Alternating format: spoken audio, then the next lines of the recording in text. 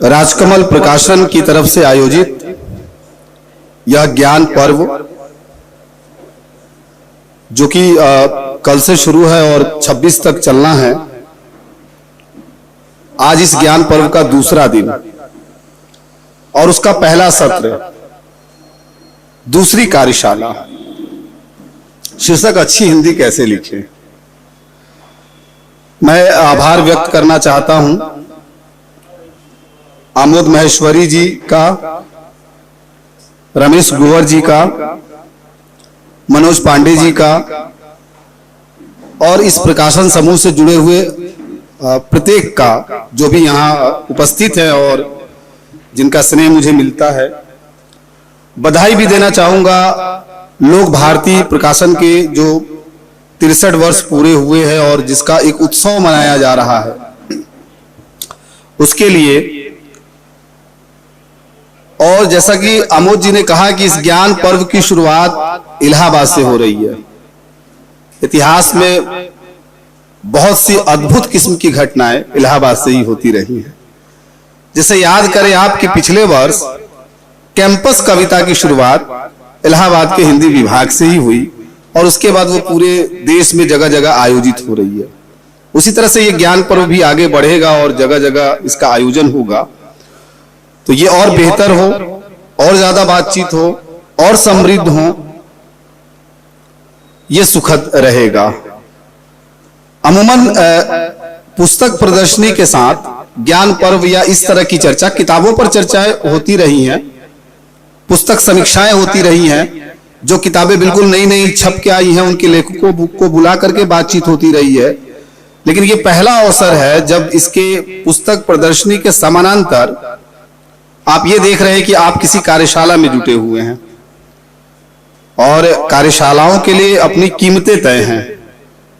उसका एक पूरा का पूरा प्रारूप अलग है और ये बिल्कुल संवादी और आवाजाही वाली प्रक्रिया है, एक तरफा प्रक्रिया नहीं है। इस अर्थ में ये वक्तव्य से बिल्कुल भिन्न है, आप यहां पर महसूस भी करेंगे।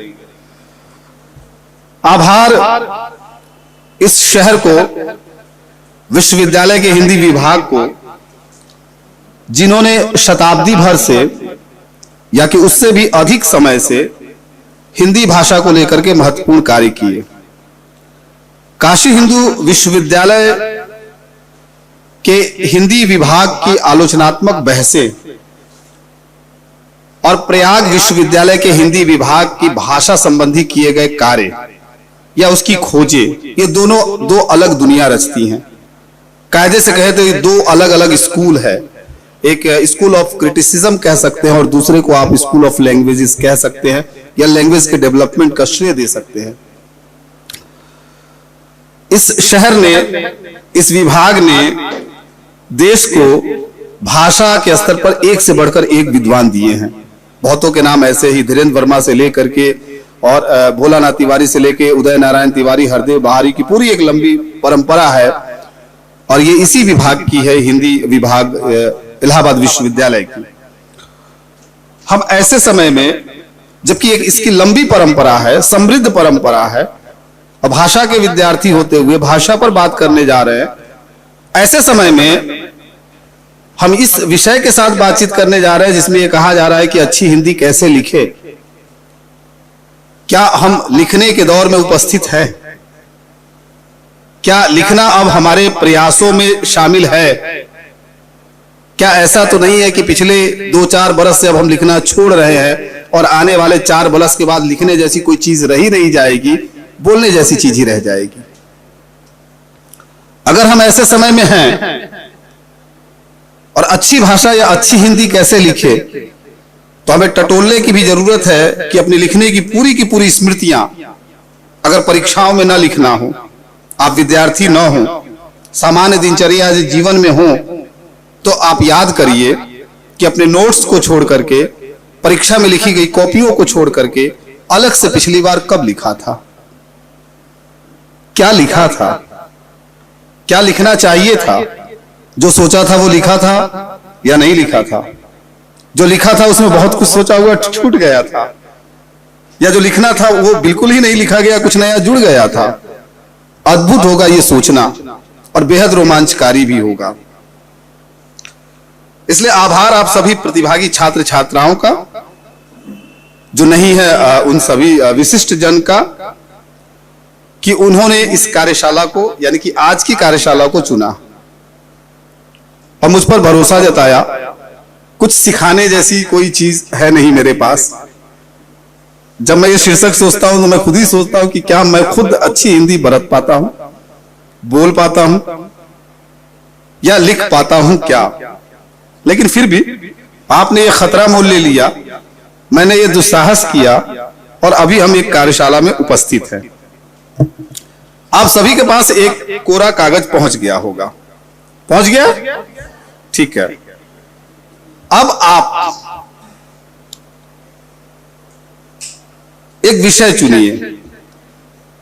और विषय में बहुत वैविध्य ना हो, इसलिए एक तय विषय, जैसे कि राजकमल का यह ज्ञान पर्व है और इसमें यह पुस्तक प्रदर्शनी है। आप में से ज्यादातर लोग यहां पर घूम चुके हैं। तो 100 शब्दों में अगले 10 मिनट में आपको उस कोरे पन्ने पे कुछ लिखना है। जो भी आप महसूस करते हो, जो भी आपने देखा है, जो भी आपने सोचा है, तो आप लिखिए। आपका समय शुरू होता है अब। और उस पर कोई भी अपना नाम नहीं लिखेगा।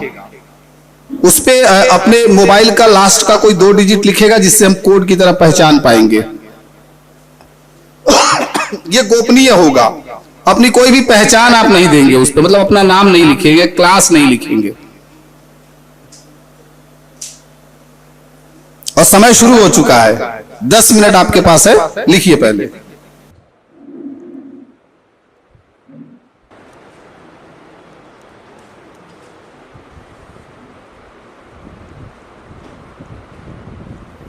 आप उस पेज के ठीक नीचे अपने मोबाइल नंबर का अंतिम 2 अंक लिख दें।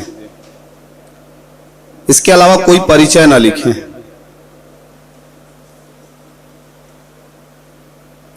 सेम हो तो 3 लिख दें, अगर ऐसी संभावना हो तो। सेम 2-3 का मिलेगा तो हम बात कर लेंगे। आदित्य, आप इसे कलेक्ट कर लें। एक तरफ से आदित्य कर ले, एक तरफ से इधर से अभिषेक कर ले, या आप कर लीजिए।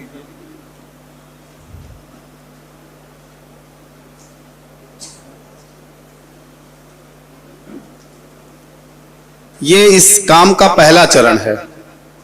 इसका दूसरा चरण थोड़ी देर बाद करेंगे आप। और जो दूसरा चरण होगा वो चरण मूल्यांकन का होगा। इस लिखे हुए का मूल्यांकन भी आप ही करेंगे, लेकिन कौन किसका करेगा ये मुझे भी नहीं पता। और मूल्यांकन किन आधारों पर किया जाना है ये तब तक हम जान जाएंगे। तो इसलिए करना, जैसे मूल्यांकन का एक आधार तो ये होगा कि विषय के अनुरूप है कि नहीं। दूसरा आधार होगा कि शब्द के अनुरूप है कि नहीं, क्योंकि आप परीक्षाएं देते हैं, बड़ी परीक्षाएं आपको देनी है। और फिर उसके बाद भाषा, भाव और वर्तनी ये सब है। तो इसे कलेक्ट करके एक जगह सहेज करके रख दे, या उधर पीछे मनोज भैया हैं उनको दे दे। वो उन सबको मिला करके एक जगह ऊपर नीचे कर दे कि किसी का क्रम किसी से न टकराए, पजल की तरह। अब आइए, सभी लोगों ने दे दिया, क्योंकि कार्यशाला का मतलब ही होता है कि करते हुए सीखना, जानना। इसमें 2-3 पड़ाव ऐसे आएंगे। थोड़ा समय की कमी है, कायदे से इसे 3-4 घंटे का होना चाहिए, लेकिन बहुत कम समय मिला है जिसमें बहुत कुछ किया जा सके। फिर जितना भी मैंने जब ये शीर्षक देखा तो आप लोगों को ऐसा लगता होगा कि ये शीर्षक मैंने दिया होगा कि अच्छी हिंदी कैसे लिखें। नहीं, मैंने ये शीर्षक नहीं दिया, मुझे ये आयोजकों ने दे दिया। अब पता नहीं उन्होंने ये काम क्यों किया, लेकिन इस अच्छी हिंदी और इस अच्छी हिंदी में एक टर्म जुड़ा हुआ है, कैसे लिखें। आप इसमें देखिएगा कि एक तो अच्छी, दूसरी हिंदी और तीसरी लिखें। क्या इस लिखने में बोले भी शामिल न कर लिया जाए? और अगर बोले शामिल कर लिया जाए तो क्या लिखा हुआ छूट जाएगा? हुआ क्या कि बात 1944 ईस्वी की है। थोड़ा पीछे चलते हैं। अच्छी हिंदी पर हम पहली बार विचार नहीं कर रहे। 1944 में रामचंद्र वर्मा ने एक किताब लिखी जिसका शीर्षक ही था अच्छी हिंदी। अब देखिए मेरा काम कितना आसान हो गया और विचार कितना पुराना हो गया। और उन्होंने उस किताब के शीर्षक के ठीक नीचे ब्रैकेट में ये लिखा, यानी कि कोष्ठक में, जब आप हिंदी में बात करें तो जरूरी नहीं है कि अंग्रेजी और हिंदी की कोई सीमा तय करे। हालांकि अभी अभी हम लोगों का ध्यान इस तरफ गया कि कल 41 बच्चों ने जो अपने नाम लिखे, हस्ताक्षर किए हैं, जबकि सब कुछ ऊपर हिंदी में है, लेकिन उसमें से सिर्फ 2 के अलावा किसी ने नहीं किए हैं। आज 21 बच्चों ने अपने नाम और हस्ताक्षर और अपना परिचय लिखा है रजिस्टर में, लेकिन एक ने भी देवनागरी लिपि का इस्तेमाल नहीं किया है। तो लिखना ही हम नहीं भूल रहे हैं, हम लिपि भी भूल रहे हैं। खैर ये मसला बाद में आएगा। आइए, तो रामचंद्र वर्मा ने लिखा कि हिंदी भाषा में बोलने वाले सभी प्रकार की भूलों का व्यवस्थित विवेचन। जब 1944 में यह किताब आ रही थी तो आप इस बात का ध्यान रखें कि हिंदी में बहुत कुछ काम हो चुका था। हिंदी में जो बहुत कुछ काम हो चुका था उसमें कामता प्रसाद गुरु का हिंदी व्याकरण, जो कि 1920 में आया था और बहुत ही मानक किस्म का व्याकरण माना जाता रहा है। नागरी प्रचारणी सभा की ओर से था, ये इंडियन प्रेस ने प्रकाशित किया था। अरिंदम जी होते तो खुश हो जाते। उसी के ठीक पहले, उसके और पीछे जाते हैं तो एक हिंदी व्याकरण 1911 ईस्वी में बाबू गंगा प्रसाद बीए का आया था और ब्रैकेट में लिखा था कि वर्तमान अंग्रेजी व्याकरण के ढंग पर यह व्याकरण लिखा गया है। उसके प्रकाशक भी इंडियन प्रेस लिमिटेड ही थे और इसी इलाहाबाद से यह किताब भी छपी थी। उसके आसपास एक किताब आई थी, लेखक का नाम सुन करके आपकी दिलचस्पी बढ़ जाएगी। लेखक थे घमंडी लाल शर्मा, के नाम था उनका। घमंडी लाल शर्मा बीए एलटी विशारद थे और जेएस हाई स्कूल खुर्जा में अध्यापक थे। उन्होंने एक किताब लिखी व्याकरण पर, मॉडर्न हिंदी व्याकरण, और ब्रैकेट में लिखा कि नवीन शिक्षण शैली पर आधारित, एकदम अप टू डेट। और यह भी लिखा कि वर्नाकुलर और एंग्लो वर्नाकुलर स्कूलों की कक्षा 3 और 4 के लड़कों और लड़कियों के लिए। और उसमें यह भी दावा किया कि इसे पढ़ने वाले परीक्षा में कभी फेल नहीं होंगे और पास तो हो ही जाएंगे। इसका मतलब है कि व्याकरण की अनभिज्ञता में फेल होने का प्रतिशत ज्यादा रहा होगा, या उसके लिए सख्ती होती रही होगी, उसके लिए डांट डपट पड़ते रहे होंगे और उसके लिए बराबर टोका जाता रहा होगा। और कक्षा 3-4 की बात है। घमंडी लाल शर्मा जी से थोड़ा और अगर पहले चले, जिस लेखक का बहुत प्रभाव था कामता प्रसाद गुरु और बाकी लोगों में, उसमें एक व्याकरण, हिंदी व्याकरण, जो कि अंग्रेजी में लिखा गया था, एक grammar of the Hindi language, ये 1875 की बात है और सैमुअल हेनरी केलॉग ने लिखा था, जिसका अनुवाद उसके लिखे जाने के 105 बरस बाद डॉक्टर श्री राम शर्मा ने किया और वो हिंदी व्याकरण के नाम से हिंदी साहित्य सम्मेलन प्रयाग से ही प्रकाशित हुई। ज्यादातर व्याकरण की किताबें इसी प्रयाग से, इंडियन प्रेस से, साहित्य सम्मेलन से और प्रकाशकों के यहां से प्रकाशित होती रही। अब क्या है कि पहले संस्करण में सैमुअल हेनरी केलॉग ने प्रेम सागर से उदाहरण दिए थे, लेकिन जब दूसरा संस्करण निकाला तो कहा कि प्रेम सागर के उदाहरण मानक हिंदी के निकट नहीं ठहरते, इसलिए उन्होंने उन उदाहरणों को हटा करके अभिज्ञान शाकुंतलम के उदाहरण रखे। किसकी किताब है अभिज्ञान शाकुंतलम? हिंदी है? नहीं, हिंदी में जो उसका अनुवाद, हाँ, नाम राशि मिलता जुलता है।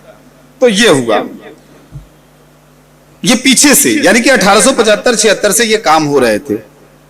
मैं बताना ये चाह रहा था कि जब दुनिया में लिंग्विस्टिक्स को लेकर के, भाषा विज्ञान को लेकर के काम शुरू हो गए थे, लगभग उसी के आसपास ये हिंदी क्षेत्र में हिंदी भाषा को लेकर के और उसके व्याकरण को लेकर के भी काम शुरू हुए थे। आपको जान करके आश्चर्य होगा कि जो लोग भी आईसीएस की परीक्षा देने आते थे और जिन्हें अधिकारी बनना होता था, उनके सिलेबस में वर्नाकुलर, जो कुलर लैंग्वेजेस हैं, जो बोलियां हैं, जो भाषाएं हैं, वो और उनकी व्याकरण की जानकारी अनिवार्य होती थी। वे एक पर्चा देते थे भाषा संबंधी, जैसे आज भी पीसीएस की परीक्षा और यूपीएससी की परीक्षा देने वाले लोग देते ही हैं। उस रूप में नहीं देते, वो चाहे विदेश के हो या कहीं के हो, और बिना उसे पढ़े हुए, बिना वो पेपर पास किए हुए उन्हें यहां नौकरी या वो पद मिलता नहीं था। हेनरी केलॉग ने इसी उद्देश्य से ये किताब लिखी थी और उनके आने की भी बड़ी दिलचस्प घटनाएं हैं, वो सब कुछ है। अब इसी बीच क्या हुआ कि जब फिर हम पहली जगह पे आते हैं कि जब अच्छी हिंदी वाली किताब रामचंद्र वर्मा ने लिख दी और ये लिख दिया कि ये बोलने वालों के लिए है, और उसमें उन्होंने उसकी भूमिका लिखी बाबूराव विष्णु पराड़कर ने।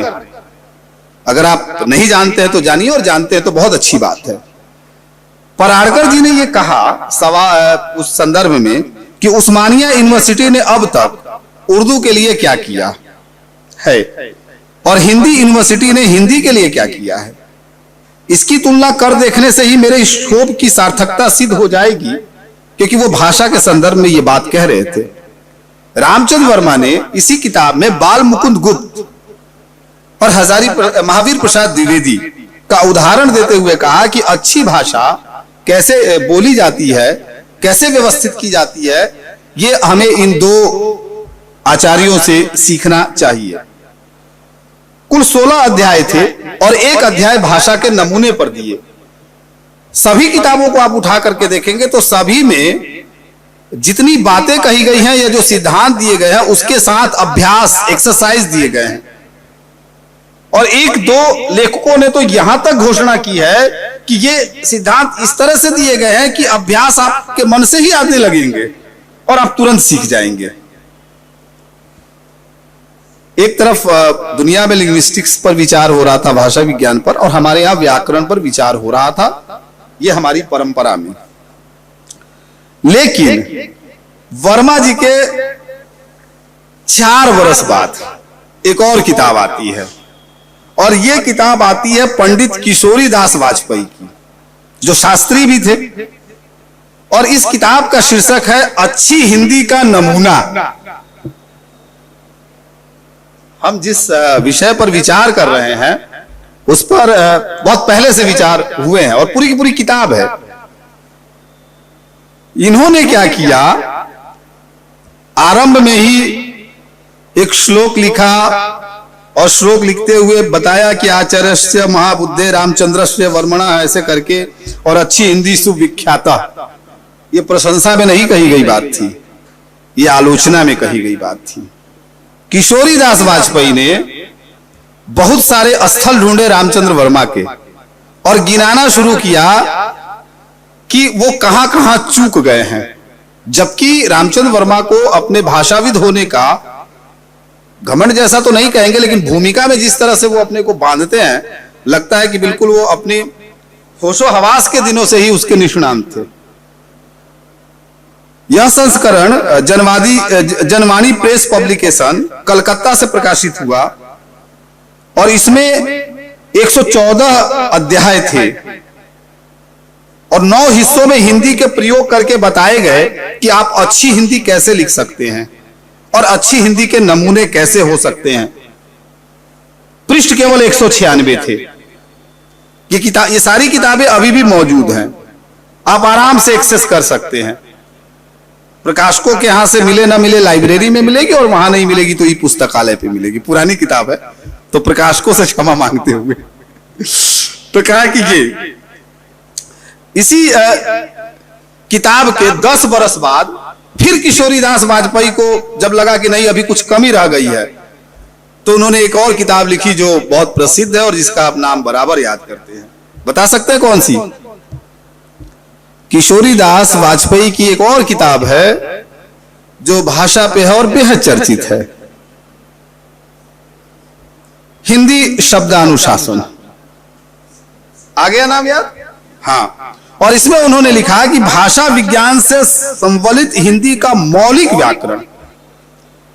पहली बार उन्होंने जैसे कि ये घोषणा की कि ये अंग्रेजी ढंग का व्याकरण नहीं है, ये हिंदी का मौलिक व्याकरण है और भाषा विज्ञान को फॉलो करते हुए लिखा गया है। याद रखिए कि जब 58 में ये किताब आती है तो 55 में भोलानाथ तिवारी का काम आ चुका था भाषा विज्ञान का, और जब 58 में ये किताब आती है तो रामविलास शर्मा भाषा और समाज के लिए पूरी मेहनत कर रहे थे, और जब 58 में ये काम आता है तो मैक्स मूलर का अनुवाद लगभग 62 के आसपास प्रकाशित होने ही वाला था, वो जो व्याख्यान था, और तमाम लोगों की किताबें आ चुकी थी। बहुत कुछ काम भाषा के क्षेत्र में हो चुका था, भाषा विज्ञान के क्षेत्र में। मैं बस ये भूमिका इसलिए आपके सामने रख रहा हूं कि हम जितनी आसानी से इस विषय पर बात कर लेते हैं और जितना इसे नजरअंदाज करते हैं, अगर हम अपनी परंपरा को देखें तो उस पर उतनी ही गंभीरता से बात हुई है। और ये बातचीत इतनी कमाल की है, ये खंडन मंडन इतने कमाल का है, और इसमें किताबें एक से बढ़कर के एक लिखी गई हैं। हमारी पहुंच वहां तक नहीं है, या हमने मुड़ करके उस तरफ कभी देखा ही नहीं। उस हिंदी शब्दानुशासन को किशोरीदास वाजपेयी ने 5 लोगों को समर्पित किया था। दरअसल ये 5 नाम सुनिए, आपको आपके जहन में याद आ जाएगा कि भाषा संबंधी इनका योगदान क्या है।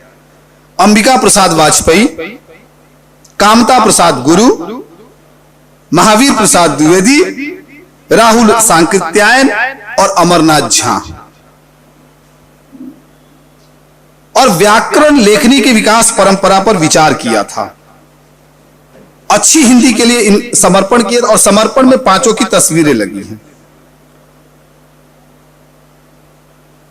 इसकी प्रस्तावना राहुल सांकृत्यायन ने लिखी थी और भूमिका हजारी प्रसाद द्विवेदी ने। यह किताब आई। अब क्या हुआ कि क्या इसके बाद किताबें आई या नहीं आई? आई। जैसे कि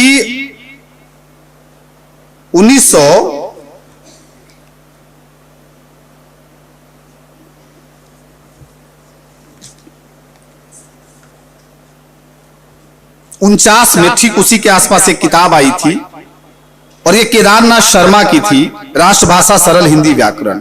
इस किताब की चर्चा इसलिए जरूरी है कि केदारनाथ शर्मा ने यह दावा किया था कि पहली बार संस्कृत की पद्धति पर व्याकरण लिखा जा रहा है और अंग्रेजी ढंग से यह बिल्कुल अलग है। चौखंबा जो संस्कृत सीरीज के तहत यह किताब आई थी, उसी तरह एक किताब जो 2 किताबों की मैं और चर्चा करूं जो पहले आई थी, और कामता प्रसाद गुरु की जब किताब आई थी उसी के आसपास एक किताब आई थी, प्रवेशिका हिंदी व्याकरण।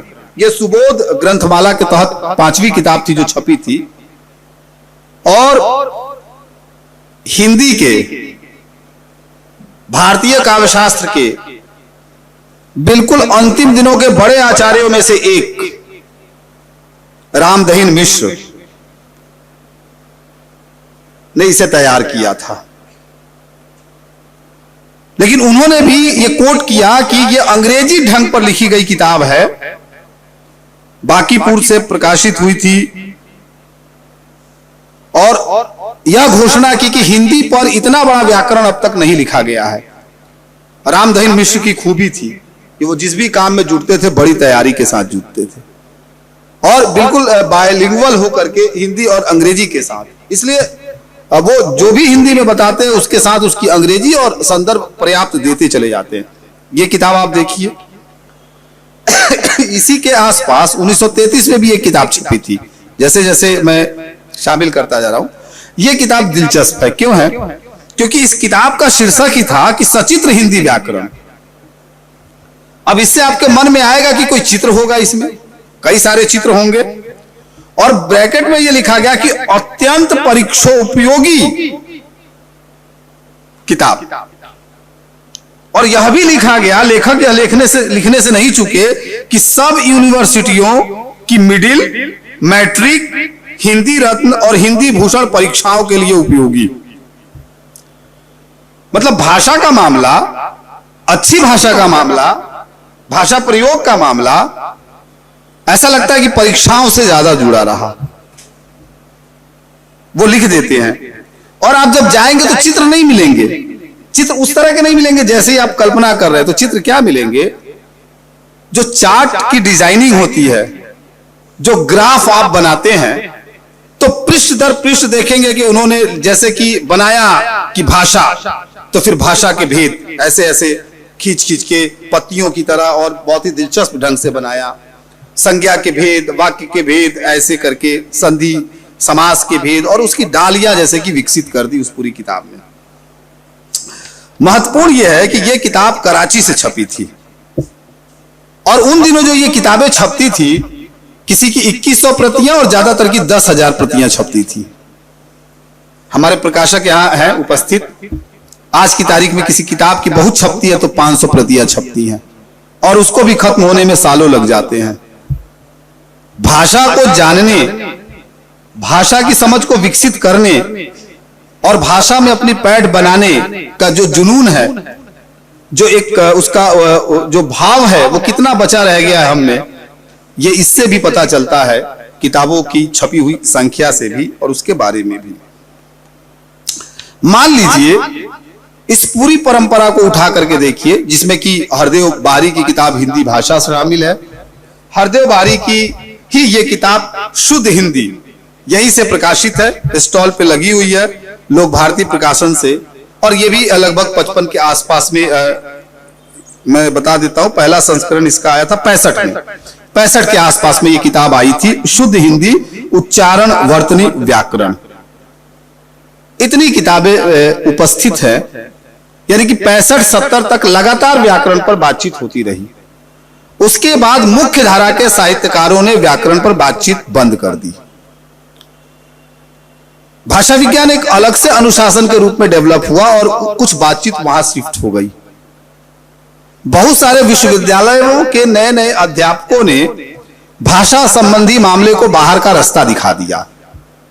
कुछ एक साल पहले यह भी सुनने को आया कि कई विश्वविद्यालयों के पाठ्यक्रम से भाषा विज्ञान हटाया जा रहा है। पता चला कि क्यों, तो ये इसका कारण दिया गया कि ये थोड़ा जटिल है, और इसकी हिंदी में क्या जरूरत है अलग से, जब भाषा विज्ञान या लिंग्विस्टिक एक अनुशासन डेवलप हो ही रहा है। आप याद करिए, बीए पार्ट 1 में आने के बाद, बीए पार्ट 2 में आने के बाद, 3 में आने के बाद, 4 में आने के बाद, 5 में आने के बाद, किस पाठ्यक्रम या किस पेपर का वो कौन सा यूनिट या कौन सा टाइटल या सेमी टाइटल था जो भाषा संबंधी उन बातों पर विचार करने के लिए या विमर्श करने के लिए आपको स्पेस देता है या बल डालता है, जिसमें आप अच्छी हिंदी लिख सके या अच्छी हिंदी बोल सके। याद करिए। और रचनात्मकता के जितने पक्ष हो सकते हैं, कि अच्छी कविता अगर इसको और थोड़ा सा एक्सटेंड करे कि कैसे लिखे, तो आपके सामने मुश्किल खड़ी हो जाएगी कि इसके लिए क्या करें। छंद विचार से लेकर के और तमाम तरह के विचार अब पाठ्यक्रम के दायरे से बाहर है। भाषा संबंधी तमाम विमर्श बाहर हैं। 10वीं तक की कुछ तैयार की गई किताबें लिखी जाती हैं और आप व्याकरण पढ़ करके आते हैं और उसमें से ज्यादातर हिस्सा रटने का होता है, जो रट करके आते हैं। संस्कृत में इसका कुछ अंश या हिस्सा अभी तक बचा हुआ और उसमें लगातार काम हो रहा है। तो मुख्य धारा में लोग नहीं आए। बहुत बाद में या उसके आसपास एक दो किताबें लिखी गई, जैसे कि वचनदेव कुमार ने एक किताब लिखी भारतीय भवन से, वो बाद में छपी 75 के आसपास। यहां की किताब मैंने बताई थी कि लोग भारती की 65 में छपी। उसके बाद वो चर्चाएं नहीं हैं।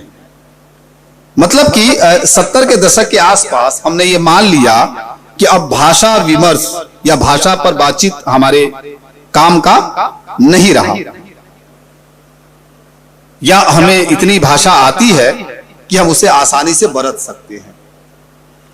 जब आप बिल्कुल अपडेट होने की कोशिश करिएगा और गूगल पर जाकर के सर्च करिएगा कि अच्छा ठीक है, जब हिंदी की इस पूरी परंपरा में अच्छी हिंदी के ही नाम से किताबें मौजूद थी, अच्छी हिंदी के नमूने के नाम से किताबें मौजूद थी, एक दूसरे का खंडन मंडल चलता रहा, एक दूसरे को लोग खारिज करते रहे, लिखना कैसे और बोलना कैसे और इसके अंतर कैसे हो सकते हैं, इस पर बहसें चलती रही, और एक से बढ़कर एक लेखकों ने अपनी पूरी की पूरी भूमिका इसमें निभाई, तो आपको निराशा हाथ लगेगी।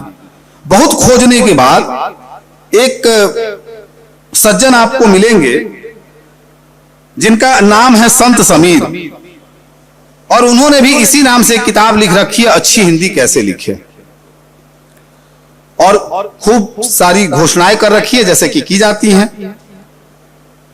धनंजय चोपड़ा जी का एक वीडियो क्लिप मिलेगा, यही मीडिया स्टडीज वाले, और वो बताते हुए मिलेंगे कि अच्छी हिंदी कैसे लिखें, जिसमें वो बताएंगे कि शब्द भंडार होना चाहिए, शब्द प्रयोग होना चाहिए, संयुक्त क्रियाओं का एक तरह से प्रयोग करने की जानकारी होनी चाहिए, अभ्यास होना चाहिए उच्चारण का, और सबसे बड़ी बात है कि अधिक से अधिक पढ़ना होना चाहिए।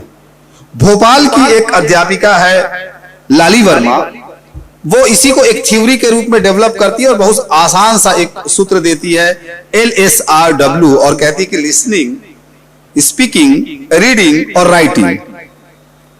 राइटिंग को वो सबसे बाद में रखती है, कहती है कि पहले तो आप सुनिए, फिर आप बोलिए, बोलने के साथ आप पढ़िए, और तब फिर आप लिखने की सोचिए, तो शायद आप बेहतर तरीके से लिख पाएंगे।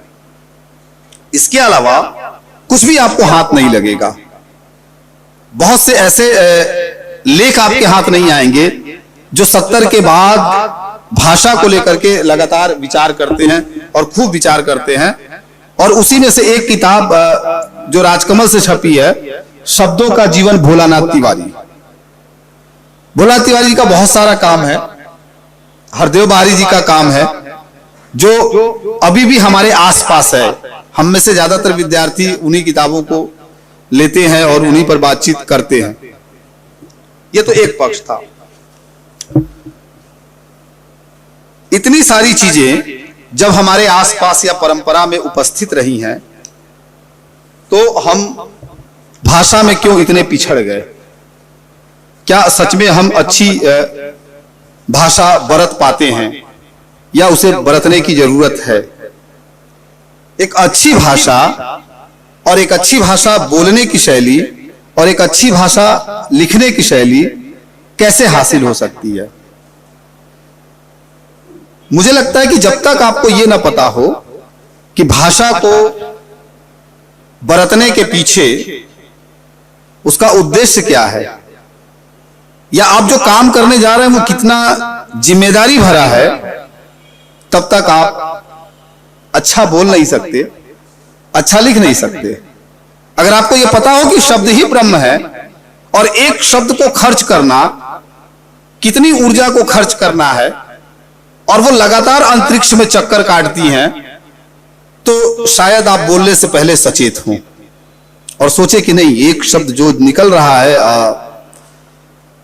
वो बहुत स्पेस कवर कर रहा है, क्योंकि स्पेस तो सीमित है और शब्द भी जो उच्चरित होकर के आते हैं वो कवर करते हैं, एरियाज घेरते हैं। ऐसा ना हो कि एक जमाने में ऐसी बात आए और ऐसा सुनने को आए कि आप शब्द बोल तो रहे लेकिन आपके होठों के आगे कोई स्पेस ही नहीं बचा है जहां आप शब्द छोड़ सके इस वायुमंडल में, और तरंगों के सहारे कोई उसे सुन सके। यह संकट भी कभी आ सकता है भविष्य में। जल संकट हो यही जरूरी नहीं है, वायु संकट हो यही जरूरी नहीं है।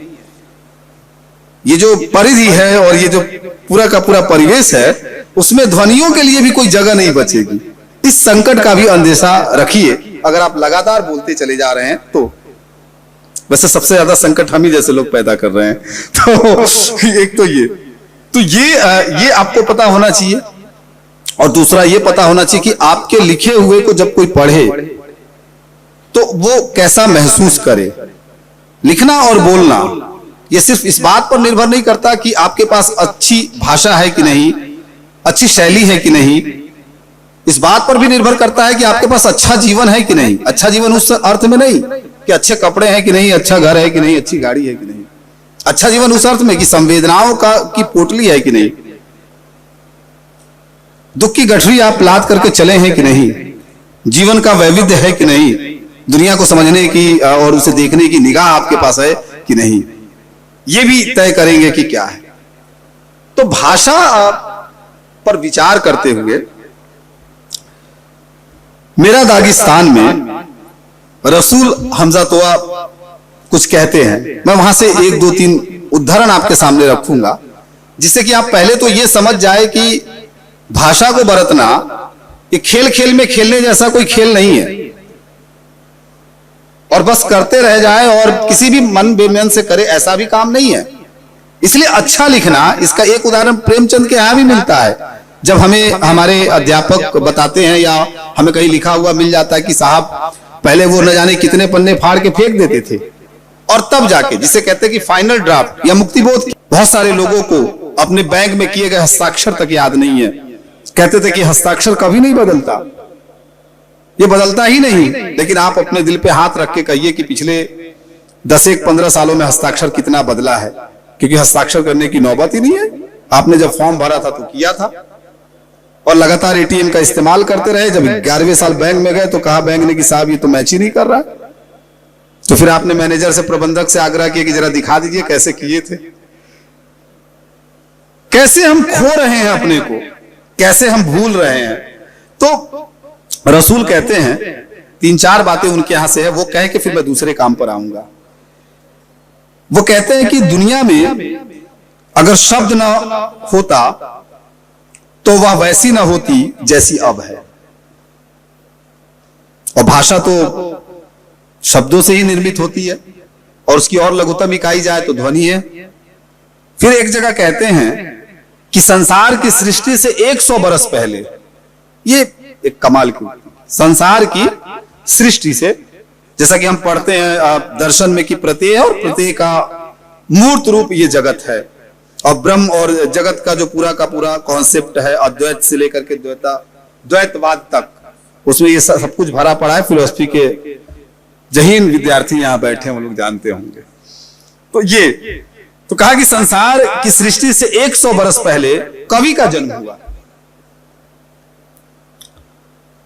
अब दर्शन शास्त्र वाले इस पर विचार करें कि रसूल जो ये कह रहे हैं वो कितना तार्किक है, कि जगत की संरचना से पहले ही कवि का विकास हो गया था।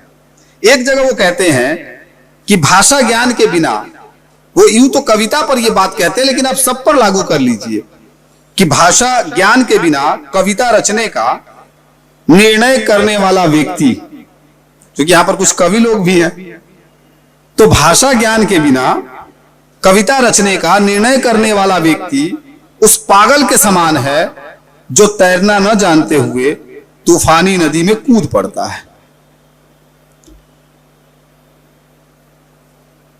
आप कुछ लिखने जा रहे हैं, लेकिन आप जब लिखने जा रहे हैं तो आप एक तूफानी नदी में जा रहे हैं, और आज तक आपने तैरने का अभ्यास ही नहीं किया है,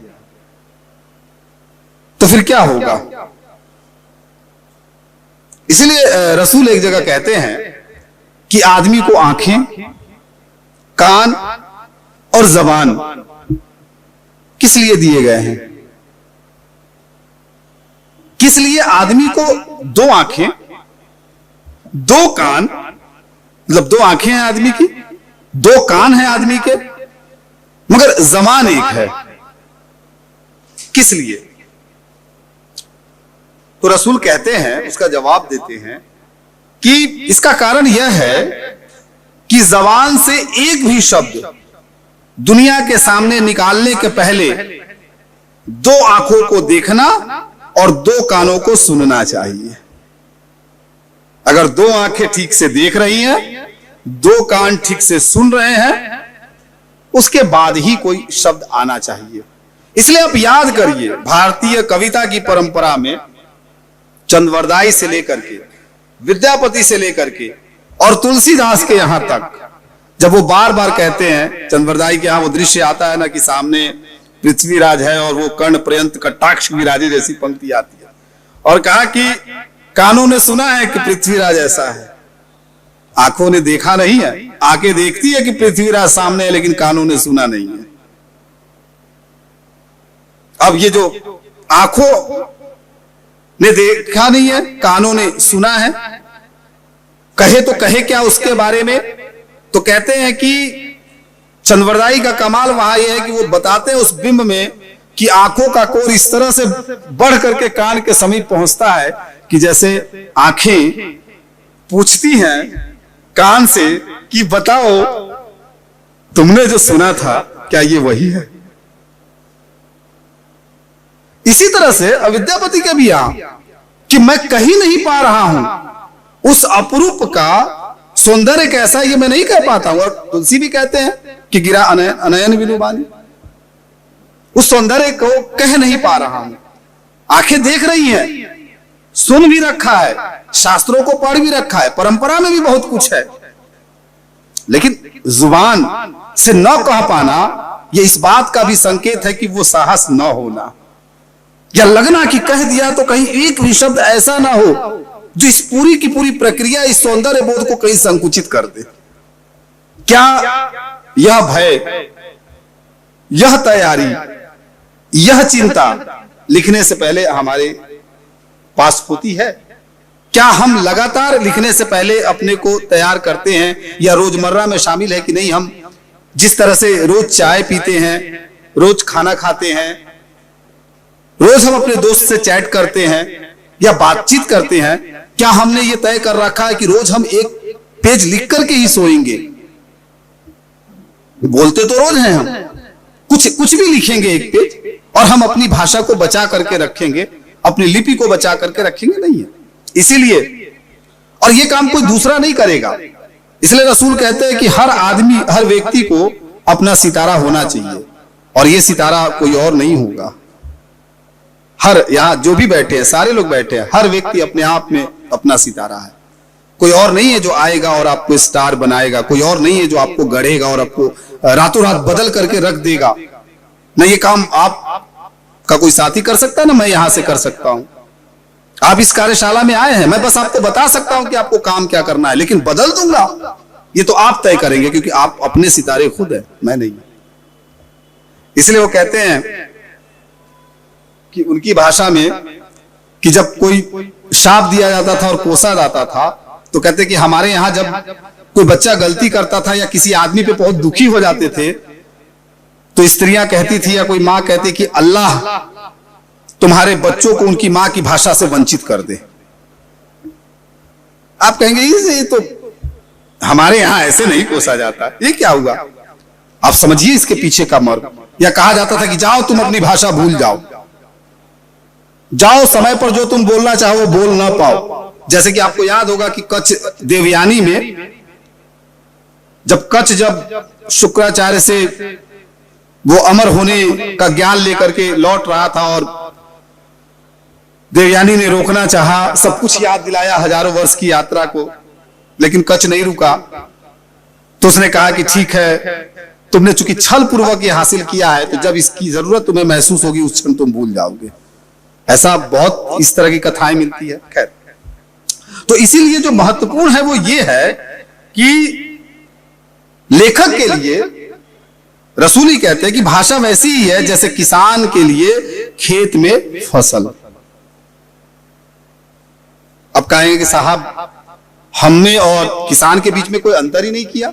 नहीं, आगे सुनिए। तो कहते हैं कि हर बाली में बहुत से दाने होते हैं, ठीक है, और इतनी अधिक बालियां होती हैं कि उसे क्या गिना जा सकता है? कभी अन्न के दाने आपने गिने हैं या किसी किसान ने उन एक एक दानों को गिना हो? लेकिन कोई दाना इस बात से इनकार कर सकता है कि उसके होने में उस किसान का श्रम शामिल नहीं है। इसलिए दानों का अगर उल्लास भी देखना है, इसलिए जब नागार्जुन अपनी कविता में लिखते हैं कि जो है बहुत दिनों के बाद पकी सुनहली फसलों की मुस्कान, तो ये जो मुस्कुराहट है ये दो तरफा है। केवल किसान नहीं मुस्कुरा रहा है लहलहाती हुई फसल को देख करके, वो फसलें, वो दाने मुस्कुरा रहे हैं, क्योंकि उस किसान के श्रम को वो क्या है, जैसे कि चुकता करने के लिए तैयार है। और दाने अपनी सार्थकता इसमें महसूस करते हैं जब वो खलिहानों में जाते हैं, और खलिहानों से जब वो अधन में जब चढ़ते हैं और जब खदकते हैं, और खदक करके जब वो किसान की जिह्वा पर उतरते हैं, उसकी भूख मिटाते हैं, तो ये दानों की सार्थकता है। तो मुस्कुराहट की ये क्रिया एक तरफ से नहीं है, दो तरफा है ये बात। तो इसलिए कहा कि अगर किसान उन दानों को दूर से निहारता रहे तो भी काम नहीं चलेगा, वो उसे काटेगा, खलिहान में ले जाएगा, ओसाएगा, छाटेगा, दाने अलग करेगा, फिर मशीन में ले जाएगा, पिसवाएगा, पिसवा के रोटी बनाएगा और फिर उसके बाद खाएगा। तो उगाने से लेकर के आहार तक की पूरी प्रक्रिया में देखिए कि कितने सोपान गुजर जाते हैं। इतनी तैयारी किसान की होती है। क्या इतनी तैयारी एक लिखने वाले के रूप में हमारी आपकी है? क्या हम इतनी तैयारी कर पाते हैं? तो इसीलिए ये ध्यान रखें कि अगर आप चाहते हैं कि अच्छा लिखे, आप चाहते हैं कि अच्छा बोले, तो मैंने आपको बताया ही कि पूरी परंपरा पिछले लगभग 100 बरस से लगातार और 150 बरस से इस बात पर विचार होता रहा है कि अच्छा कैसे लिखे, अच्छा कैसे बोले। लेकिन हम उस तरफ ध्यान ही नहीं देते। जो दूसरी चीज है वो ये है, अब इसका दूसरा हिस्सा, कि इस अच्छा लिखने और अच्छा बोलने में किन किन बातों का ध्यान रखना चाहिए और कैसे बोलना चाहिए। जैसे जो हम भूलें करते हैं उसमें से तो कुछ व्याकरण की भूलें हैं सामान्य सी, कुछ क्या लगभग सभी। जैसे हमें पता नहीं है लिखते समय अनुस्वार क्या होना चाहिए, चंद्रबिंदु का इस्तेमाल कहां होना चाहिए, हमें पता ही नहीं है कि विभक्ति चिन्ह कहां लगने चाहिए और क्रियाएं कहां लगनी चाहिए और संयुक्त क्रियाओं का इस्तेमाल कैसे होना चाहिए। हमें पता ही नहीं है कि गए में ए लगाए कि ए लगाए। हमें पता ही नहीं है कि जो शुद्ध शब्द हैं वो शब्द ठीक ठीक किन अर्थों में कब कहां प्रयोग होते हैं। लिंग संबंधी हमारी भूलें हैं। उसकी एक वजह क्षत्रियता हो सकती है कि हम अलग अलग रीजन से आते हैं। अगर कोई बंगाल से आया है, जैसे यहाँ पूजा बैठी है, तो पता चलेगा कि वो स्त्रीलिंग को पुल्लिंग बना देंगे एकदम धड़ से। नॉर्थ ईस्ट में यही है, नॉर्थ ईस्ट में ज्यादातर जो है शब्द इसी तरह से, हमने लड़की देखी नहीं लड़की देखा, ये बोल सकते हैं और वहां ये सही माना जाता है। लेकिन जब मानकीकृत करेंगे तो पाएंगे कि नहीं। उसी तरह से व्याकरण, वाक्य रचना का क्रम क्या होगा, क्या जो अंग्रेजी में है वो हिंदी में होगा या दोनों अलग अलग होंगे। वाक्यगत अशुद्धियां कौन सी होंगी, क्योंकि आप जब जाते हैं पढ़ने और खास तौर से जब ये चीजें आपको कक्षाओं में नहीं मिलती है तो आप बाहर निकल के जाते हैं। बाहर का मतलब तो आप समझ ही रहे होंगे, और ढूंढते हैं किसी को और मानते हैं कि वो भाषा इस तरह से बता देगा कि क्या पूछिए मत, और जा करके पढ़ते हैं कि साहब हमको कॉमन एरर सिखा दीजिए। कॉमन एरर जानते हैं ना। और परीक्षाओं में बहुत बड़ा संकट होता है आप लोगों के लिए कि इसमें से कहां गलत है, क्या गलत है। सड़क पर खचाखच भीड़ थी कि सड़क पर लबालब भीड़ थी। बच्चों को काट करके तरबूज खिलाओ या तरबूज काट कर बच्चों को खिलाओ, जोर देने पे लगेगा कि अरे इसमें तो बहुत सारी चीजें हैं जो अलग अलग तरह से। उस पर भी मैं आता हूं, थोड़ा समय है मेरे पास। उसके बाद एकार्थक शब्द जिनका इस्तेमाल हम कई बार गलत कर जाते हैं, उनार्थक शब्द बिल्कुल थोड़ा बहुत है इस पर। तो जब आप अच्छा लिखने की तरफ जाएंगे या अच्छा बोलने की तरफ जाएंगे तो याद करके बताइए, आप अपने पूरे घर का कोना कोना कि आप इससे कितने ऐसे हैं जिनके पास शब्दकोश है, डिक्शनरी हिंदी की। चलिए इतने हैं, मैं मान लेता हूं 10 हैं। अब इसमें से याद करके बताइए कि आप में से कितने ऐसे हैं जो पिछले एक सप्ताह के अंदर आधे घंटे कम से कम उस डिक्शनरी के पन्ने को पलटकर जिन्होंने देखा होगा। ईमानदारी से, कुछ इसमें बड़ा छोटा नहीं है। अच्छा, कितने ऐसे हैं जो पिछले एक महीने के अंदर जिन्होंने डिक्शनरी में जाकर के कोई एक शब्द ढूंढा हो और उसके बहाने कम से कम 100 शब्द वो देख गए? आप में से कोई नहीं। अच्छा चलिए इसको भी छोड़ देते हैं। मोबाइल नाम के इस कर्ण पिशाचक यंत्र में ही पिछले एक महीने के अंदर आपने कितने शब्दों को ढूंढा बताइए? बहुत सारे शब्दों को। इसमें हाथ ज्यादा है। देखिए, अच्छी भाषा बोलने और लिखने के लिए निसंदेह शब्द भंडार चाहिए। शब्द भंडार जितना व्यापक और विपुल होगा उतनी ही भाषा दक्षता आपकी बढ़ जाएगी। जैसे मान लीजिए कि मुझे हिंदी आती है, मान लीजिए मुझे थोड़ी सी अंग्रेजी भी आती है, और मान लीजिए कि मुझे थोड़ी सी उर्दू भी आती है। अच्छा, थोड़ी सी फारसी भी आ जाती है, बंगला तो आती नहीं। तो मैं जब कुछ बोल रहा हूं तो आप जानते हैं कि अक्सर ऐसा होता है कि जब हम बोल रहे होते हैं तो इस होठ के बाहर आने वाली ध्वनि के पीछे एक शब्द और उसके पीछे 3 लेयर 4 लेयर काम कर रही होती है, और ये काम बिल्कुल सेकंडों के 100वें हिस्से में चल रहा होता है। अचानक आपके दिमाग में आता है कि आप जो शब्द बोलने वाले हैं उसके साथ वाक्य नहीं बैठ रहा है, और वाक्य जो बैठ रहा है उसमें लिंग तय नहीं हो रहा है, और आप तुरंत उसको हटाते हैं, रिप्लेस करके अंग्रेजी का कोई वर्ड लाते हैं। ये काम बहुत तेजी से होता है। यह रिप्लेसमेंट कब हो सकता है? अगर शब्द नहीं होंगे तो होगा। अगर आपके पास शब्द नहीं होंगे तो आप क्या करेंगे? हाँ, तो मैं ये कहना चाह रहा था कि महोदय, आप ऐसा कुछ करेंगे आप मंच पर बोलते हुए, और लिखते हुए क्या करेंगे? ऐसा ही करेंगे आप लिखते हुए भी। तो शब्द भंडार कहां से बढ़ेगा? या तो अच्छी किताबों को पढ़ने से पढ़ेगा, और किताबें सुनना, किताबें पढ़ना, लिखना, सब में भिन्नताएं हैं।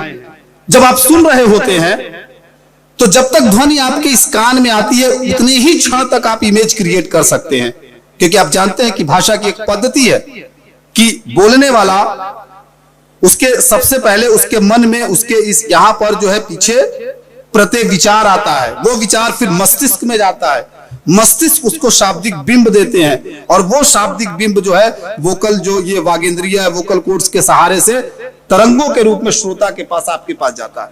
कमाल का मैकेनिज्म है ये। वो जो सुन रहा है वो तरंग है, क्योंकि कान तो मीनिंग कर नहीं सकती, कान तुरंत उन तरंगों को ग्रहण करती है और ग्रहण करके तुरंत मस्तिष्क को भेजती है, और मस्तिष्क क्या करता है? उसका शाब्दिक बिंब बनाना शुरू करता है। और मजेदार ये है कि मान लीजिए कि मैंने कहा आम, और आज से पहले आम आपने सुना ही नहीं है, वो जाएगा और स्कैन करने की कोशिश करेगा, लेकिन आम है ये नहीं है, इसमें कोई बिंब ही नहीं है। तब जाकर के आप कहेंगे कि समझ ही में नहीं आ रही या बुझा ही नहीं रहा है। जैसे कि आप नॉर्थ ईस्ट के किसी आदमी को कहिए कि जाति, कास्ट सिस्टम, आपको क्या लगता है कि उसका मन अर्थ को ग्रहण करेगा? नहीं करेगा। बहुत सारे स्टेट में है ही नहीं, वो जानते ही नहीं जाति की व्यवस्था।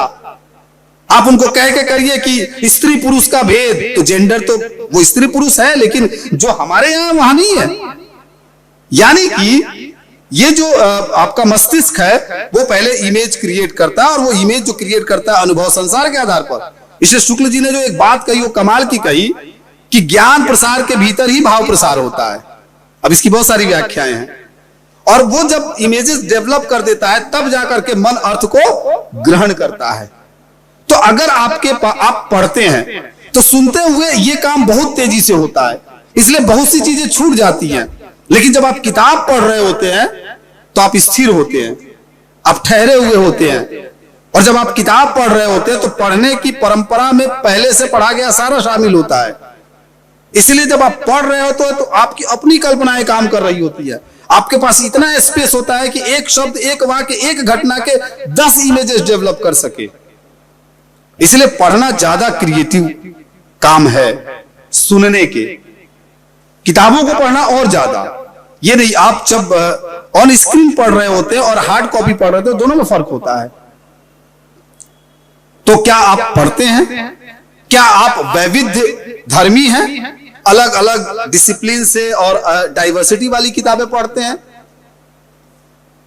क्या आप शब्दकोश लगातार उलटते हैं? क्या आपके मित्रों की सूची में अलग अलग बोलियां या भाषाओं को बोलने वाले लोग हैं? निश्चित अगर वो है तो आपको समृद्ध करेंगे। जैसे किसी उर्दू वाले से दोस्ती करिए तो फिर क्या होगा? तो एक वो किसी का एक शेर है और कमाल का शेर है कि जब से उर्दू से मोहब्बत हो गई है मेरी हिंदी खूबसूरत हो गई है। अब ये देखिए, अब क्यों भाई? क्योंकि वो तो फिराक साहब भी कहते थे कि भाई हुकूमत अगर करनी है तो उर्दू सीखो। और ये जो इसकी नफासत है, इसकी जो नजाकत है, इसकी जो लज्जत है, इसकी जो तबीयत है, वो तो एकदम कयामत है। तो ये जो एक पूरी की पूरी शब्दावली है जो इतनी रीच करती है, आपको धनी करती है, इसका ये सारा का सारा। उसी तरह से अंग्रेजी में मैं कह दूं कि मैं आया था इस पुस्तक प्रदर्शनी में और थोड़ी देर के लिए कह दूं कि आमोद जी ने मुझे कोई जगह ही नहीं दी, सामान्य सी बात हो सकती है। लेकिन मैं कहूं कि मैं आया था पुस्तक प्रदर्शनी में और आमोद जी ने मुझे कोई स्पेस नहीं दिया। जगह और स्पेस दोनों है, लेकिन दोनों के इमेजेस अलग अलग हैं, दोनों की अर्थवत्ता अलग अलग है, दोनों की संप्रेषणीयता अलग अलग है।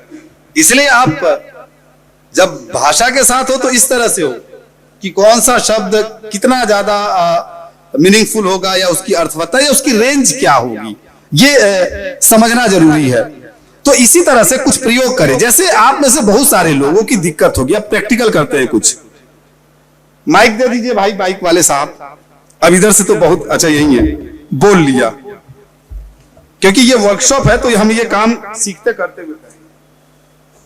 तो हमारे पास अभी 15-20 मिनट है, थोड़ा कर लेते हैं।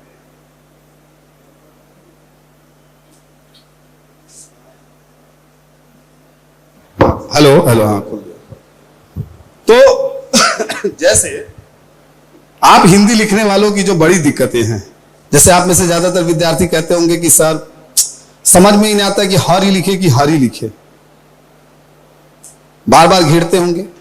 हालांकि अब उस उम्र में आ गए कि कोई घेरता नहीं होगा, कुछ एक आध शिक्षक होंगे जो अपना समय देते होंगे और घेर घेर के लाल कर देते होंगे, और उसके बाद कहते होंगे कि ले जाना घर में, इसको जो है फोटो में मड़वा करके रख देना।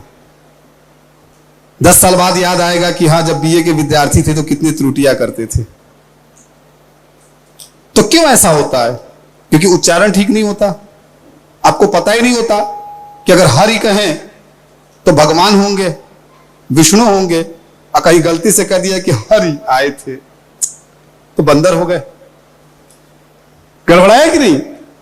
अगर मान लीजिए जो है इब्ने ईसा की गजल ही गा रहे हैं और गा रहे हैं कि सब भर रहा चर्चा तेरा, सब भर। अब ये क्या था जो भरा जा रहा था?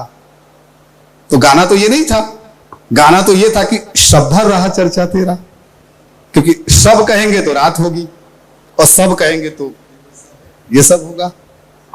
उसने से मात्राओं को लगाना। दूसरा पन्ना बांटिए आदित्य। अब थोड़ा सा प्रायोगिक, प्रैक्टिकल, जो आप मेरे सामने करेंगे। दरअसल इस तरह की वर्कशॉप के लिए जो है प्रोजेक्टर या बोर्ड की जरूरत पड़ती है, लेकिन हमारे पास नहीं है, तो हम जितना है उतने में काम चलाने की कोशिश करते हैं। सभी को एक एक पन्ना बांट दिया जाए। आधे लोग इधर मदद कर दें, पीछे से उठ करके धर्मेश लेके पन्ना इधर बांट दो। 2-4 शब्द मैं देता हूं जो आपको लिखना है।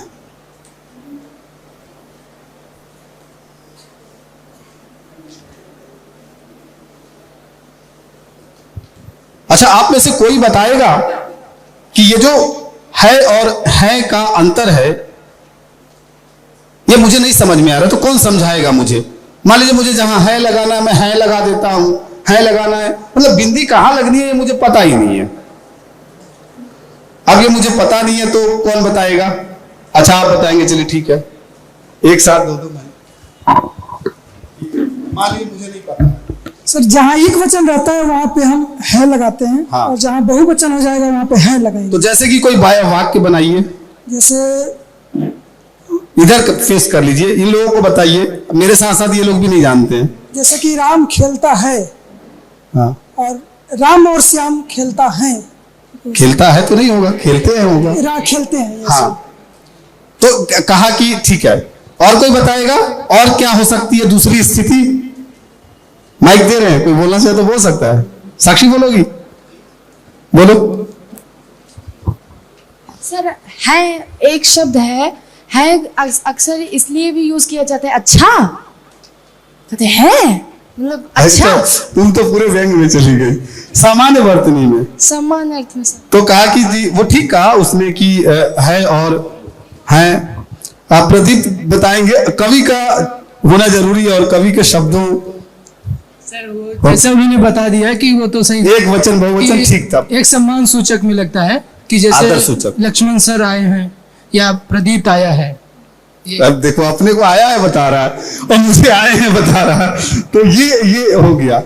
मतलब सीधी सी बात है कि एक वचन हो तो आपको बिंदी लगाने की जरूरत नहीं है, लेकिन बहुवचन हो तो लगेगा। और जब आदर देते हैं आप किसी को, श्रद्धा किसी के प्रति होती है, कोई बड़ा होता है तो बहुवचन के रूप में हम उसे संबोधित करते हैं। दूसरा है कि छोटी ई बड़ी को ऐसे समझे कि अगर उच्चारण अच्छा है तो वर्तनी की त्रुटियां नहीं होंगी। जैसे बचपन में आपको डिक्टेशन आपसे लिखवाया जाता रहा होगा या श्रुतलेख, तो ये अगर मैं कह रहा हूं कि अच्छा शब लिखो, लेकिन अगर मैं ही कह रहा हूं कि सब लिखो जबकि मैं शब कहना चाहता था, तो बोलना जो है ये ज्यादा जरूरी है। कैसे बोलते हैं आप? और मैं बार बार कहता हूं कि शिक्षा जिसे कहते हैं उसका जो प्राइमरी मीनिंग था वो उच्चारण ही था, और शिक्षक जिसे कहते हैं उसे कहते थे जो शुद्ध उच्चारण करे। इसलिए ज्ञान की जो ये परंपरा थी, माउथ टू ईयर ओरल, उसमें उच्चारण बहुत महत्वपूर्ण था। डिक्टेशन यही है कि हम सही बोले। अगर मैंने ही भूल कर दी तो फिर आप गलत ही क्या है लिखेंगे। इसलिए मात्राओं के साथ है कि उन्हें पढ़ने आना चाहिए। बचपन से ही ऐसा हो जाता है कि हम पढ़ते हैं अ, बोलो, बच्चे को कहते बोलो अ, बच्चा बोलता है आ, तो आ, तो छोटी ई तो छोटी, तो बड़ी ई तो बड़ी। अरे भाई ना अ में अंतर, ना आ में अंतर, ना ई में अंतर, ना ई में अंतर। अब वो आगे चल के क्या करेगा? उसे कैसे पता चलेगा कि कहाँ छोटी लगनी है कहाँ बड़ी लगनी है? तो हमारा जो थोड़ा सा पैटर्न भी है पढ़ाने का, वो कई बार खासतौर से ये पूरब का जो है ये गड़बड़ है। अगर हम शुरू से ही या बाद में ही जब भी मौका मिले उसे ये बता पाए कि अ आ ई उ ऊ ए ओ ओ, ये अ आ ई उ ऊ, ये जो आपको लगेगा कि डिफरेंस कितना है उच्चारण में, तो ये पता रहेगा तो वो मात्रा की जो गलती है ह्रस्व और दीर्घ की वो नहीं होगी। और दूसरी चीज ये है कि वर्णाक्षर को बनाने का क्रम, जैसे आप में से मैं सबको कहूं कि आप एक शब्द लिखिए गुरु, लिखिए,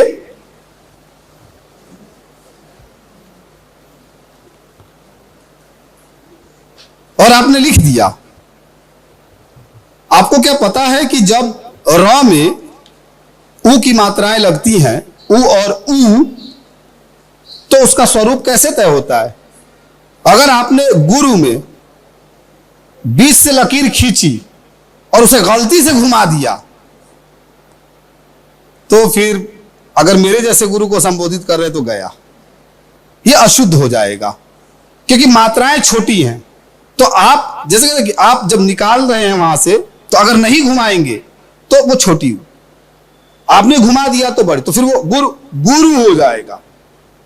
जैसे अगर आप रूप लिख रहे हैं और रूप में आपने ऐसे करके खींच दिया तो वो गलत हो गया। वहां पर चूंकि रूप, तो शब्द से गुरुजन, आप उसको कहिए गुरुजन। राजन भाई आइए। उसी तरह से जैसे कि कहा कि रूप, आप रूप जैसे ही कहेंगे आप देखेंगे कि यहां दीर्घ हो रहा है, रूपम कहेंगे दीर्घ हो रहा है। आप शुरू कह के देखिए, शुरू, आप शुरू तो कीजिए, आप शुरू तो कीजिए, शुरू तो कीजिए, लेकिन कहेंगे अच्छी शुरुआत हुई है। शुरुआत, शुरुआत और शुरू दोनों में अंतर है। आप देखिए कि शुरुआत में मात्रा छोटी हो गई और तो उच्चारण जितना बेहतर होगा त्रुटियां उतनी कमतर होगी, कम से कम होगी। दूसरा एक दो एग्जाम्पल और ले लेते हैं।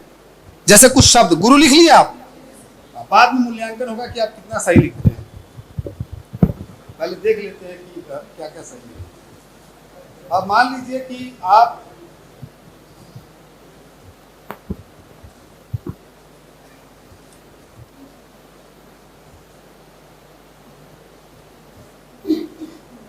आविष्कार लिखिए।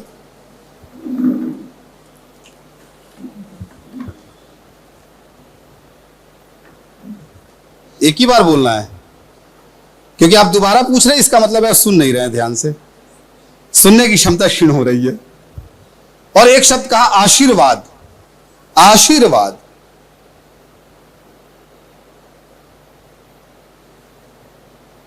और किसी व्यंजन में र के 3 प्रयोग लिखिए, र के 3 अलग अलग प्रयोग।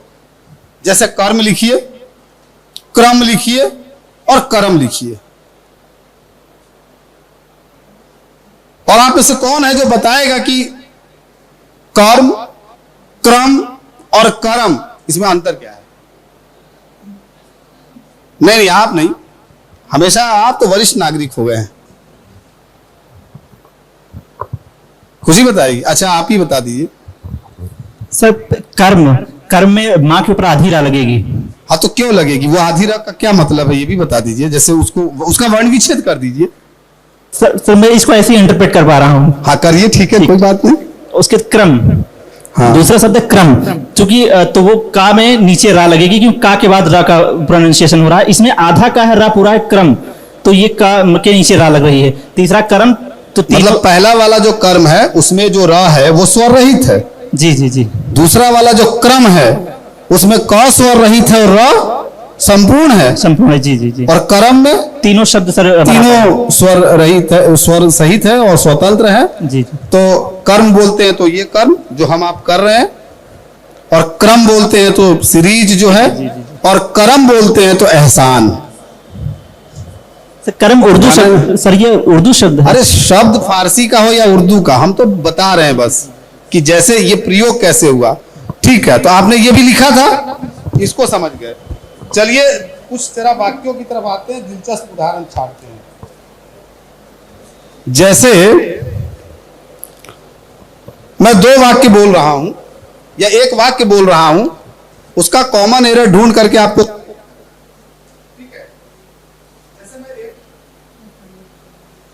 जैसे मैं एक वाक्य बोल रहा हूं कि किताब मेरी मैंने उसी दिनों दे दिया था। किताब मेरी मैंने उसी दिनों दे दिया था। इस वाक्य को शुद्ध करना है, आप में से कौन करेगा? क्या ऐसा है जो इसमें गड़बड़ है?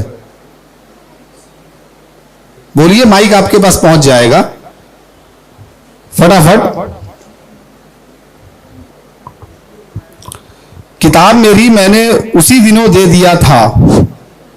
सर, मनीष बताएं। सर इसमें जो है किताब मेरी मैंने उसी दिनों दे दिया था, इसमें उसी दिन रहेगा, दिनों नहीं रहेगा। नहीं, इसका जो वाक्य बनेगा, कई बार ऐसा होगा कि अपने से भी दिमाग लगाना पड़ेगा। यहां दे दीजिए, आप बताएंगे, उसके बाद हम फिर चर्चा करेंगे, या आप बोल दीजिए। सर इसमें रहेगा कि मैंने अपनी किताब उसी दिन दे दिया था। मैंने अपनी किताब उसी दिन दे दी।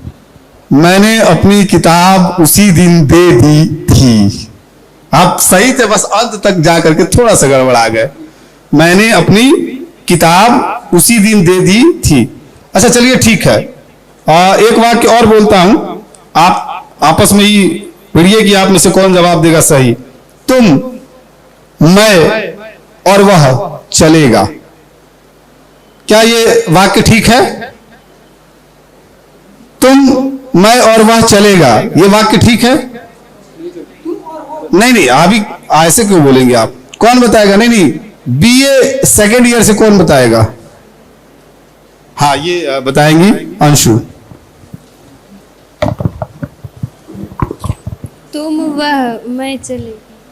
तुम वह और भी तो है उसमें, और मैं। तुम वह और मैं चलेगी। चलेंगे, चलेगा, क्या होगा? फिर से सुन लीजिए, वाक्य है तुम मैं और वह चलेगा। इसे शुद्ध आप बनाएंगे तो क्या बनेगा? तुम वह और मैं चलेगा। चलेगा। देखिए, हिंदुस्तान में ना अपने को पहले रखने की परंपरा नहीं है, अपने ही को सर्वोपरि रख दिया। तो मैं से ही शुरू किया तो क्या शुरू किया? तो हम सबसे ज्यादा आदर सामने वाले को देते हैं, फिर उस देवता को याद करते हैं जो सामने नहीं है, और फिर अपने आप पर आते हैं। और वैसे तो अंग्रेजी का एक सीधा साधा सूत्र ही है, सेकंड, थर्ड और फर्स्ट। तो तुम वह और मैं चलेंगे, गलत। यहां पर क्रिया का जो वचन है वो अंतिम से तय होगा। तो तुम मैं और वह चलूंगा, ये होगा सही वाक्य। गलत है तो कोई सही करे।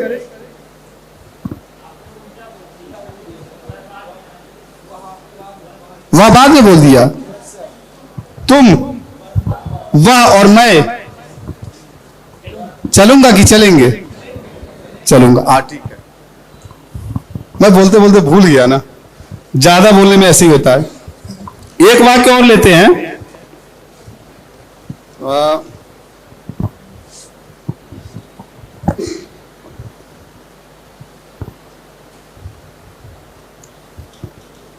सुशीला गीत की दो चार लड़ियां गाती हैं। सुशीला गीत की दो चार लड़ियां गाती है, इसको शुद्ध कर दीजिए। सुशीला गीत की दो चार लड़ियां गाती है, क्या होगा? कोई बताए, कवि लोग बताए, गीतकार लोग बताए। हाँ?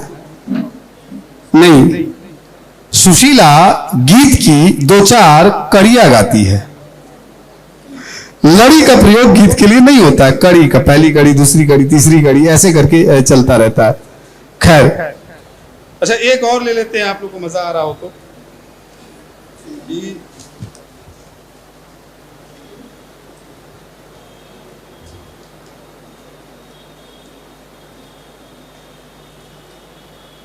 उसे मृत्युदंड की सजा मिली।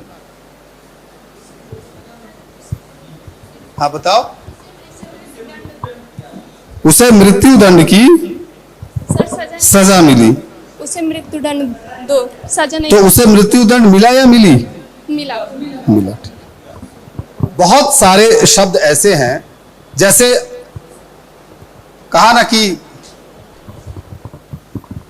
वाक्य कह दे कि उनका बहुत भारी सम्मान हुआ। अगर बहुत हुआ तो भारी कैसे हुआ? वे डूब करके मर गए। साहब मर गए तो फिर गए कैसे? हाँ? वो उठ करके बैठ गए, या उठ करके या बैठ करके चल दिए। इस तरह के भी प्रयोग हम करते हैं, जिसमें से बहुत सारे प्रयोग गड़बड़ होते हैं। जैसे प्रयोग करते हैं मंच पर हमारे वक्ता लोग अक्सर कि मेरे सभी गुरुजनों, जन अपने आप में बहुवचन है, तो गुरुजन तो हो, जनों तो होगा ही नहीं, आप गुरुजन कह देते तो हो जाता। एक तो ये है, और दूसरा है कि लिंग संबंधी बहुत सी भूलें हैं, जो जिसमें कहा कि क्षेत्र की ओर से भी करते हैं और हम इस तरह से भी करते हैं कि फिर वही बात है कि हम चूंकि पढ़ते नहीं है, ध्यान नहीं देते। जैसे कहा कि चश्मा का लिंग क्या होगा? इतना टाइम लग गया, किसी ने हाथ नहीं उठाया। हाँ, अब कहा तो मैं जब मैं जूनियर क्लास को पढ़ाता था, जिन दिनों मैं कोचिंग वगैरह पढ़ाया करता था छोटे बच्चों को और विद्यार्थी भी था, तो हम कहते देखो बच्चे कुछ सूत्र ऐसे डेवलप होते, जैसे कहा कि अगर आपको दिक्कत हो रही है किसी लिंग का निर्धारण तय करने में और आपकी रुचि गानों में फिल्मों में है, तो आप इस तरफ भी ध्यान दे दे तो बुरा नहीं है। उस समय के लिए जब आपको बिल्कुल याद नहीं आ रहा है तो कोई पुराना गाना याद करिए, याद आएगा। गोरे गोरे मुखड़े पे काली काली चश्मा नहीं है। आगे अभी एक गाना मैंने कल लगाया था उसी पोस्टर के साथ कि सावन का महीना पवन करे शोर, और वो देखिए कि अच्छी हिंदी कैसे लिखे उसका टैग था, क्योंकि वहां पर फिर नायक कहता है कि अरे शोर नहीं बाबा शोर, शोर नहीं बाबा शोर, ऐसे करके टोकता है और करेक्ट करता है। उसी तरह से जो है बहुत सारे ऐसे शब्द है कि जैसे यातायात के साधन, जैसे कि लड़ाई युद्ध के जो साथ, जैसे बंदूक, जैसे कि गोली, इस तरह की चीजें, जैसे कि सामान्य जीवन में प्रतिष्ठा की चीजें, जैसे कि वातावरण में प्रकृति में, जैसे कि बाढ़, जैसे कि लू, जैसे कि सर्दी, जैसे कि गर्मी, जैसे कि धूप, सब स्त्रीलिंग है। ज्यादा से तो कई बार क्या है, या तो आपका शब्द भंडार ज्यादा हो, कई बार प्रयोग पर आपकी पैनी नजर हो, तो इससे भी चीजें सुधरती जाती हैं। अब आदित्य बस 5 मिनट, जो पन्ना मनोज भैया के पास गया था, कहां रखा था आपने शुरू वाला, वो सारा पन्ना, हाँ वो ले लीजिए, भैया से ले लीजिए, और धर्मेश और आदित्य दोनों बांट दीजिए, दोनों तरफ रैंडम बांट दीजिए। अगर किसी को अपना माला मिले तो बता देगा कि वो उसका है। और अब जो है आप बैठ करके मूल्यांकन करिए। 10 अंक अधिकतम है, उसमें से आपको नंबर देने हैं। नंबर इस पर होगा कि शीर्षक था ज्ञान पर्व और पुस्तक प्रदर्शनी, भाव व्यक्त करने थे। तो एक तो कंटेंट कैसा लिखा गया है उस 10 मिनट में। अगर मान लीजिए 100 शब्द लिखना था और लिखने वाले ने 200 लिखा है तो माइनस होगी मार्किंग, क्योंकि शब्द संख्या तय थी। परीक्षा के लिहाज से भी आपको हम कुछ बता रहे हैं। और फिर उसके बाद ये देखिए तीसरे स्तर पर कि वर्तनी कैसी है। ये 3 तो चीजें देखिए, कंटेंट कैसा है, शब्द संख्या किसके आसपास है, और वर्तनी कैसी है, और उसको आप अंक दीजिए। और बाद में हम उसमें से छांट करके बताएंगे आपको 1-2 घंटे बाद, या कोडिंग है उसकी, आपका मोबाइल नंबर है, तो आप जब संपर्क करेंगे तब आपको पता चलेगा कि आपको कितने अंक आए हैं। और ये इस दृष्टि से भी महत्वपूर्ण है, आमोद जी की ये इस पर्व पर लिख रहे हैं, इसमें से बहुतों ने बहुत ही एक तरह से जिसको कहते हैं कि एकदम स्पॉन्टेनियस लिखा है, तो बहुत कुछ ऐसा होगा जो इससे पता चलेगा कि ये क्या सोचते हैं इसके बारे में। बिल्कुल।